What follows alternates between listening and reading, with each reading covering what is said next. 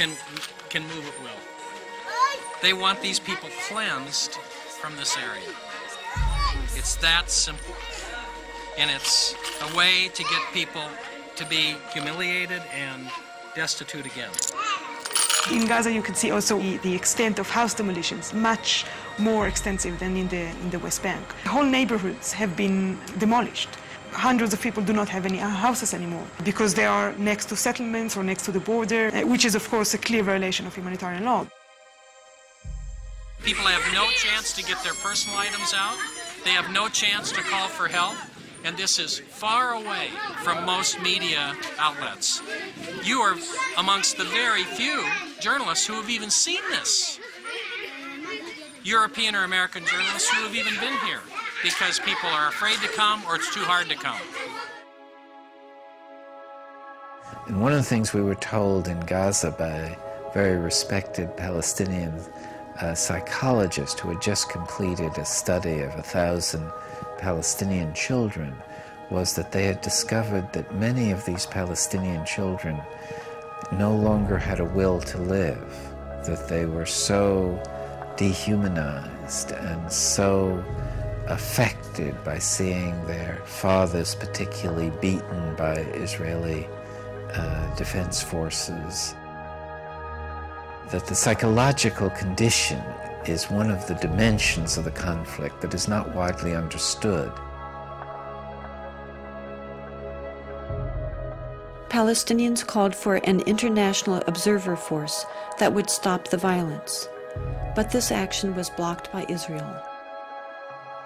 Finally, a group of Palestinian and Israeli human rights activists together created the International Solidarity Movement, which has brought people from around the world of all ages and backgrounds to provide a nonviolent international presence to try to fill this need.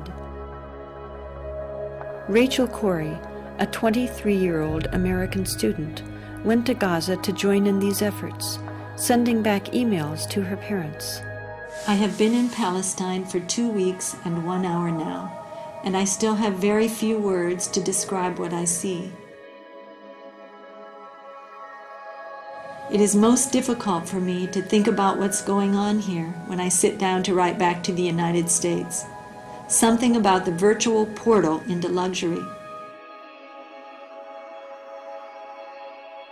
I don't know if many of the children here have ever existed without tank shell holes in their walls and the towers of an occupying army surveying them constantly from the near horizons. I think, although I'm not entirely sure, that even the smallest of these children understand that life is not like this everywhere. It was Sunday afternoon in Charlotte, about noon actually, and I received a phone call, and my son-in-law, Kelly, was on the phone, and he asked if Craig was there. And something about the way he asked made me realize, I felt right away that something was wrong. And then I asked, why, Kelly? And he hesitated for a minute, and he said, we've had some very sad news. And then my daughter, Sarah, I could hear her in the background, and she got on the telephone, and she said, Mom, it's Rachel. And I think the first words out of my mouth then were, is she dead?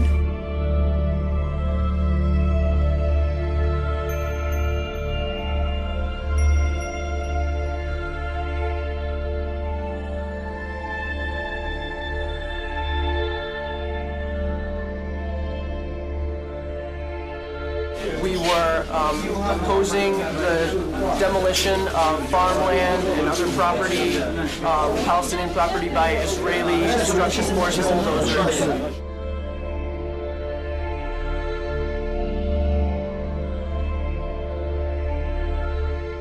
And the bulldozer drove up, and it kept going, and she tried to move back, but she couldn't move back, and she got caught underneath. She got caught underneath the bulldozer. Many other internationals began to surround the bulldozer and yell at it and tell it that there was somebody there, and it did not stop.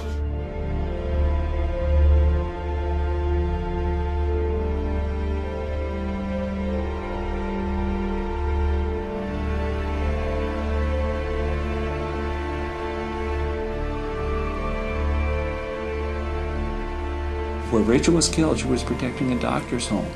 And that's important to realize. And the 3 children, his wife, she knew that family, and that doctor felt that Rachel was like a daughter to him. He bought that house. It was in the middle of the neighborhood. There were other rows of houses between his house and the border.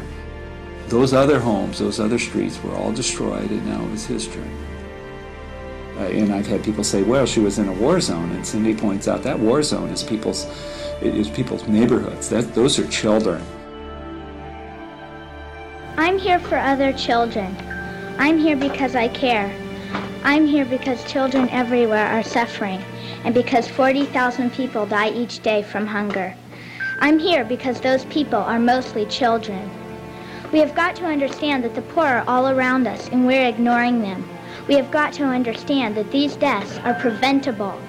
We have got to understand that people in third world countries think and care and smile and cry just like us. We have got to understand that they are us. We are them. My dream is to stop hunger by the year 2000. My dream is to give the poor a chance. My dream is to save the 40,000 people who die each day. My dream can and will come true if we all look into the future and see the light that shines there.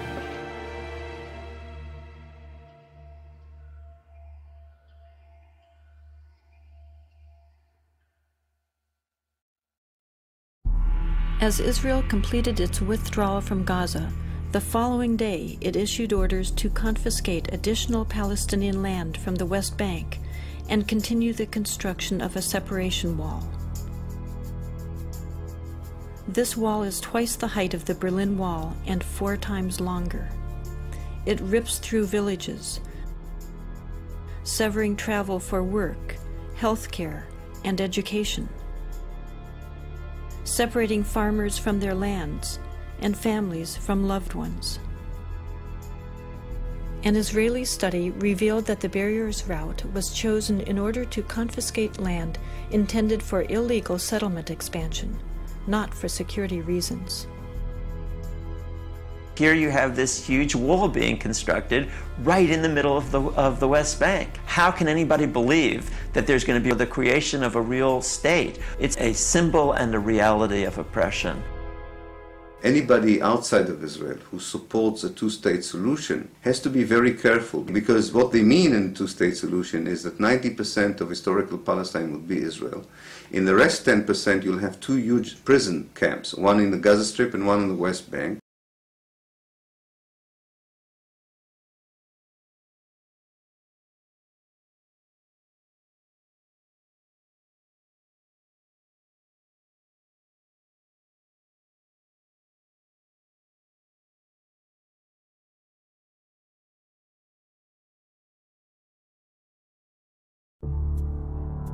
The people who fought in the war were also the people who wrote the history books of the war.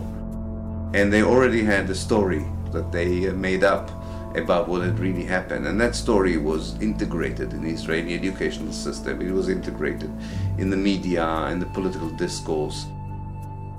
Some of us who work as Jewish educators have been admitting over the last maybe 10 years that it is propaganda. Israelis don't understand what's going on. They don't know the occupation. We began to educate ourselves. And the first thing we did was invite women, Palestinian women, to come into our homes and talk to us and tell us what exactly was the problem as they saw it. And little by little, we learned about their lives. We learned about the suffering they encountered on a daily basis. We learned about the killing going on there, about the lives that were completely circumscribed by an occupation that they had no control over. I'm one of the few Israelis not in uniform and not a settler that's been in the territories in the last 9 months. You just see that the army was actually waging a very cruel war. On the Israeli side, there seems to be no understanding that this is how you create terrorism. If you are so repressive on a people, you give them the sense of having no options, and that's a very dangerous place.